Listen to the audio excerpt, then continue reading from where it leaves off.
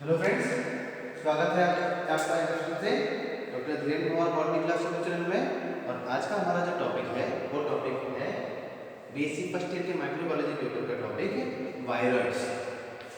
हिंदी में भी इसको वायरस ही बोलेंगे। नाउ ये वायरस क्या है, इसका पता कैसे चला?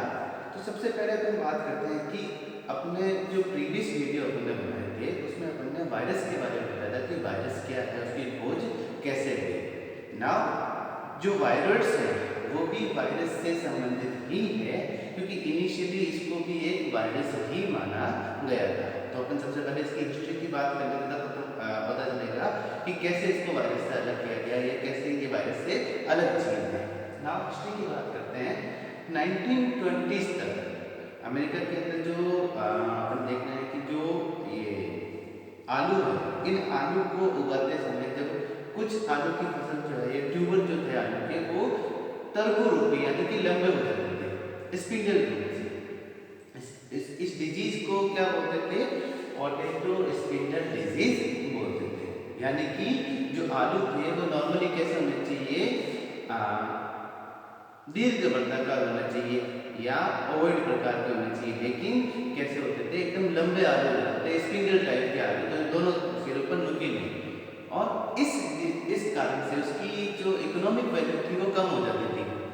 जो ट्यूबर था वो छोटा भी हो जाता था और स्पिंडल शेप का भी हो जाता था, इसलिए उसकी बाजार वैल्यू नहीं होती थी। तो इस डिजीज को क्या बोलते थे? पोटैटो स्पिंडल डिजीज बोलते थे। नाउ लंबे समय तक, चूंकि वायरस की खोज बाद में हम देखते हैं कि इवन उसकी ने की, तो लंबे समय तक इसको क्या माना जाता था? बैक्टीरियल या कोई फंगल प्रकार की डिजीज माना जाता था। लेकिन जब वायरस की खोज हुई तो ऐसा माना जाने लगा कि ये जो है ये भी एक प्रकार की वायरस जनित रोग है। क्यों? क्योंकि जब अपन एक्सपेरिमेंट किए गए जिसके अंदर जो इन्फेक्टेड आलू था या इन्फेक्टेड ट्यूबर जो था, उस प्लांट को जब ग्राफ्ट किया गया बिल्कुल हेल्दी प्लांट के ऊपर, तो उसके अंदर भी सेम डिजीज पाई गई। तो ये अनुमान लगाया गया कि ये जो डिजीज है ये भी किसी न किसी प्रकार के वायरस की वजह से हो रही है, जो कि ट्रांसमिटेड हुआ थ्रू ग्राफ्टिंग के द्वारा ट्रांसमिटेड हो गया नए हेल्दी प्लांट के अंदर। लेकिन फिर वही समस्या कि बहुत लंबे समय तक, यानी कि वायरस की खोज के बाद भी लंबे समय तक इसमें से वो रोगजनक यानी उस वायरस को आइसोलेट करने में वैज्ञानिकों को सफलता प्राप्त नहीं हुई। इनफैक्ट किसी प्रकार का वायरस उनको दिखाई नहीं दिया, इवन गेट इलेक्ट्रॉन माइक्रोस्कोप से इमेज लेने के बावजूद भी उनको किसी प्रकार का वायरस या वायरस जैसी कोई स्ट्रक्चर दिखाई नहीं दी जिसकी वजह से ये रोग हो सकता है। देन अपन देखते हैं कि 1971 के अंदर Theodore auto diner US agriculture department के अंदर जो रिसर्च सेंटर है वहां पर वो काम कर रहे थे, और उन्होंने सबसे पहले, इस रिसर्च सेंटर कहाँ पर है? बेल्सविले मैरीलैंड के अंदर है, यूएस के अंदर। और यहाँ पर काम करते हुए थियोडोर ऑटो डायनर ने ही सबसे पहले ये बताया कि ये किसी प्रकार का वायरस नहीं है, ये जो डिजीज है ये किसी प्रकार के वायरस की वजह से नहीं हो रही है, बल्कि ये डिजीज जो है वो एक आरएनए की वजह से हो रही है। यानी कि ऐसा वायरस कह सकते हैं जिसके ऊपर प्रोटीन कोट नहीं हो। नॉर्मली अपन देखते हैं कि वायरस के ऊपर क्या होता है? एक प्रोटीन कोट होता है और साथ में उसमें जेनेटिक मैटेरियल होता है, चाहे तो वो डीएनए हो सकता है या आरएनए हो सकता है। लेकिन थियोडोर ऑटो डायनर ने सबसे पहले ये बताया कि ये जो पोटैटो स्पिंडल डिजीज है ये किसी वायरस की वजह से नहीं हो रही, बल्कि किसकी वजह से हो रही है? एक प्रकार के आरएनए मॉलिक्यूल की वजह से, जिसके ऊपर किसी प्रकार का प्रोटीन आवरण नहीं है। साथ में वो स्वयं किसी प्रकार की प्रोटीन को कोड भी नहीं कर रहा है, कोडिंग भी नहीं है उसके अंदर, यानी किसी प्रकार की प्रोटीन का वो निर्माण नहीं कर रहा है। और इस कारण से ये जो अब तक जो प्रयास हुए थे इसमें सभी ये मान रहे थे कि ये डिजीज किसी वजह से हो रही है, वायरस की वजह से हो रही है, वो असफल हुए, क्योंकि वो वायरस जैसी चीज को खोजे थे। लेकिन ये वायरस की वजह से नहीं होकर बल्कि किसकी वजह से हो रहा था? एक आरएनए मॉलिक्यूल की वजह से हो रहा था। और इसी कारण बाद में थियोडोर ऑटो डायनर ने ही इसका नाम जो दिया वो नाम क्या दिया? उन्होंने PSTVD यानी कि पोटैटो स्पिंडल ट्यूबर वायरॉइड एक वर्ड उन्होंने दिया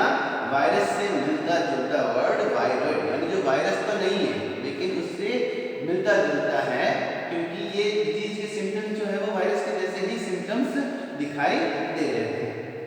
नाउ 1976 के अंदर सेंगर और एटोल जो साइंटिस्ट है उनकी टीम ने सबसे पहले इस आरएनए मॉलिक्यूल को कंप्लीटली सीक्वेंस्ड किया, यानी कि उसकी पूरी सीक्वेंस उन्होंने निकाली कि ये किस प्रकार का आरएनए है।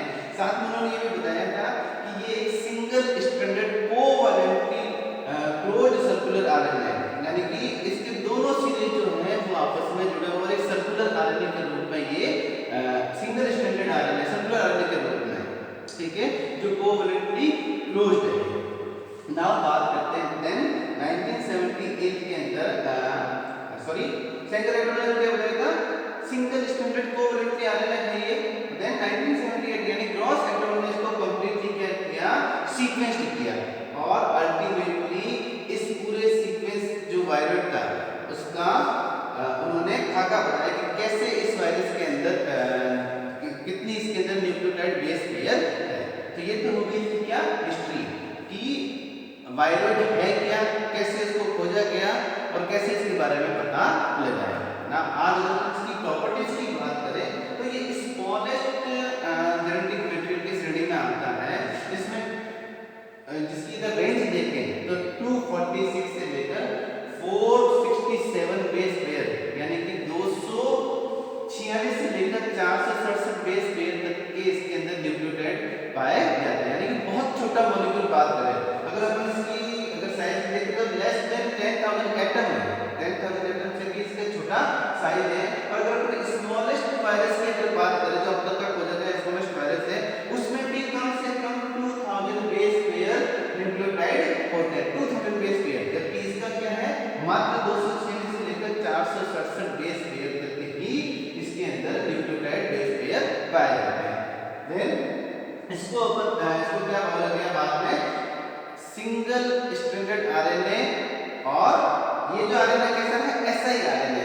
एसआई आरएनए का मतलब smallest interfering RNA, smallest interfering RNA. अब इसको इंटरफेरिंग आरएनए क्यों बोल रहे हैं? इंटरफेरिंग आरएनए इसलिए बोल रहे हैं क्योंकि ये जो डिजीज करता है, जो रोग उत्पन्न करता है, क्योंकि अभी अपन ने इसके इंट्रोडक्शन में बताया, हिस्ट्री के अंदर बताया कि ये किसी भी प्रकार के प्रोटीन को कोड नहीं करता है। इसका मतलब ये अपना रोग जो है वो प्रोटीन के द्वारा प्रदर्शित नहीं कर रहा है, बल्कि ये स्वयं जो आरएनए है, ये स्वयं आरएनए होस्ट प्लांट के अंदर मौजूद किसी जीन के जो एमआरएनए बनता है, मैसेंजर आरएनए बनता है, उस मैसेंजर आरएनए के अंदर इंटरफेरेंस करता है। क्या करता है? इंटरफेरेंस करता है। इसी कारण इसको क्या बोलते हैं, स्मॉलेस्ट इंटरफेरिंग आरएनए या एसआईआरएनए की इसको संज्ञा दी गई। यहाँ इसका एक स्कीमेटिक डायग्राम दिखा रहता है। स्कीमेटिक डायग्राम में हम देख सकते हैं कि इसके दोनों सिरों पर फॉस्फेट ग्रुप 5 प्राइम के ऊपर फॉस्फेट ग्रुप जुड़ा हुआ है और 3 प्राइम के ऊपर OH ग्रुप जुड़ा हुआ है और दोनों की तरफ एक्सटेंडिंग है कुछ न्यूक्लियोटाइड, जिसकी वजह से ये कैसा होता है, सर्कुलर फॉर्म में रह सकता है, जो कि किसने बताया था 1976 के अंदर सेंगर एटोल ने बताया। ठीक है, तो ये जो siRNA है, इस siRNA को ही बाद में क्या किया जाएगा, वायरस नाम दिया गया। ठीक है ना।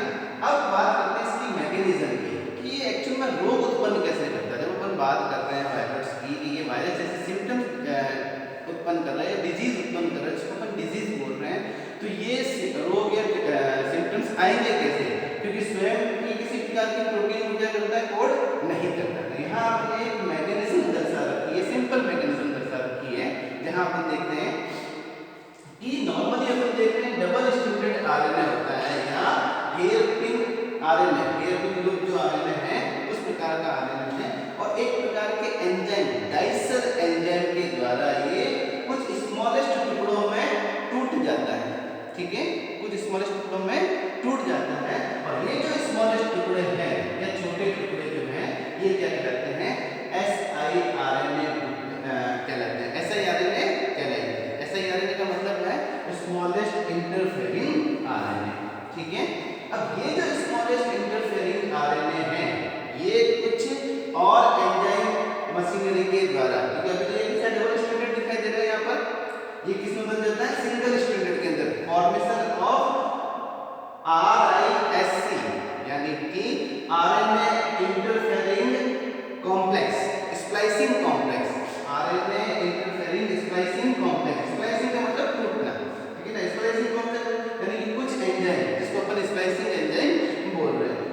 साथ जुड़कर एक कॉम्प्लेक्स बना लेता है और ये किसमें बदल जाता है, सिंगल स्ट्रैंड के अंदर बदल जाता है। और ये जो सिंगल स्ट्रैंड आरएनए है, ये आरएनए अब किसी जीन के एमआरएनए के साथ में अपने कॉम्प्लीमेंट्री सीक्वेंस के पास में जाकर जुड़ जाता है।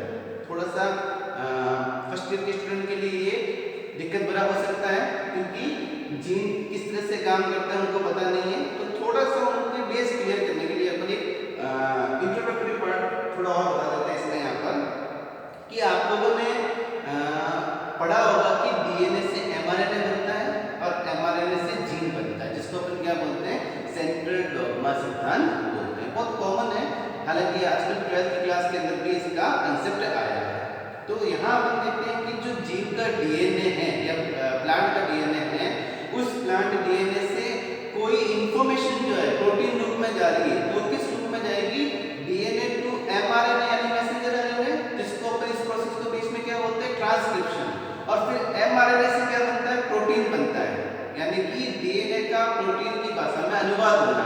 तो पहले तो अनुलेखन होता है, यानी जिसको अपन ट्रांसक्रिप्शन बोलते हैं, डीएनए टू एमआरएनए, और फिर एमआरएनए से क्या बनता है, प्रोटीन बनता है, जिसको अपन ट्रांसलेशन या अनुलेखन बोलते हैं। ठीक है, और वो अल्टीमेटली किसमें बनता है, प्रोटीन में। और ये जो प्रोटीन है वो किसी न किसी लक्षण के रूप में प्रतिपादित होता है। तो यहाँ अपन देख रहे हैं कि मान लो कोई जीन है जो किसी लक्षण को प्रतिपादित कर रही है, जैसे आलू की अपन बात करें तो ये खोज कहाँ से हुई थी, ऑटिटिस डिजीज के अंदर हुई। तो वहाँ अपन देख रहे हैं कि जो आलू का सही फॉर्म बनाने वाली जीन है, यानी बिल्कुल उसको राइट ट्यूबर या एकदम सही ट्यूबर बनाने वाली जो जीन है, उससे क्या बनेगा, एमआरएनए बनेगा।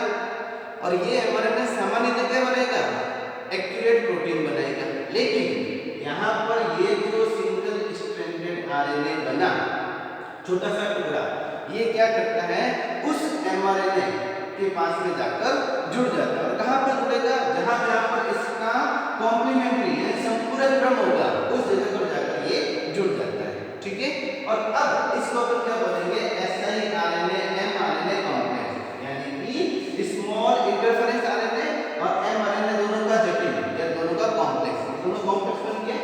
और ये क्या करेगा, ये जो कॉम्प्लेक्स बना, ये क्या करता है, इस एमआरएनए को जिस जगह से जुड़ा है वहां से तोड़ देता है, कट कर देता है। और इसको अपन क्या बोलते हैं, एमआरएनए स्प्लाइसिंग, स्प्लाइस हो गया, यानी कि यहाँ से एमआरएनए कट गया।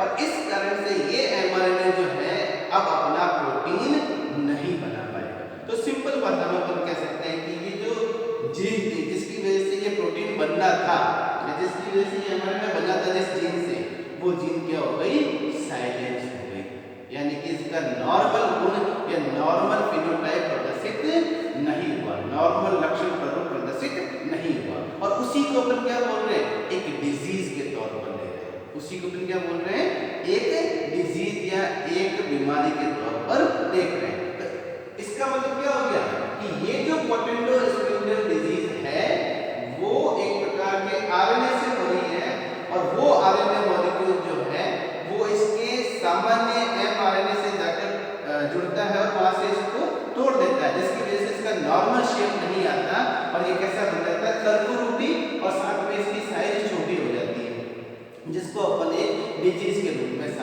देख रहे थे। तो ये जो कंसेप्ट था, ये कंसेप्ट क्या कहलाया, वायरॉइड का कंसेप्ट कहलाया। देन इसको अपन आर्टिफिशियल भी क्या कर सकते हैं, इसको प्रदर्शित कर सकते हैं। जैसे अपन देखते हैं कि लैब में बनाए हुए सिंथेटिक siRNA, सिंथेटिक एसआई यानी कृत्रिम रूप से siRNA जो होता है, जैसे मेमेलियन सेल के अंदर हम बात कर रहे हैं, जैसे ये तो मेमेलियन एक सेल है और इस मेमेलियन सेल के अंदर क्या है, अपन न्यूक्लियस है। ठीक है, यहाँ नॉर्मली क्या होगा, कोई जीन होगी और उस जीन से क्या बनेगा, एमआरएनए बनेगा। ठीक है, ये तो है डीएनए, डीएनए से क्या बना, एमआरएनए, नॉर्मली रूप से क्या बनेगा, एमआरएनए। और अब ये एमआरएनए नॉर्मली क्या होगा, ट्रांसलेटेड होगा और किसमें बनाएगा, एक प्रोटीन का निर्माण करेगा। नॉर्मल भाषा में अगर हम बात करते हैं, यहाँ पर राइबोसोम आकर जुड़ेंगे और फिर वो प्रोटीन का निर्माण करेगा। क्लियर है? लेकिन अपन देखते हैं कि अगर अपन ने सिंथेटिकली कृत्रिम रूप से कुछ प्लाज्मिड बनाए हैं, जिन प्लाज्मिड के ऊपर अपन देखते हैं कि siRNA जुड़ा हुआ है, इसको अगर हम इसमें डालें तो ये आरएनए क्या होगा, ये जो mRNA बन रहा है, इस mRNA के ऊपर जाकर ये जो कृत्रिम RNA कृत्रिम रूप से ऐसे RNA हुआ, ये ऐसे RNA कहाँ पर आकर यहाँ पर आकर जुड़ जाएगा।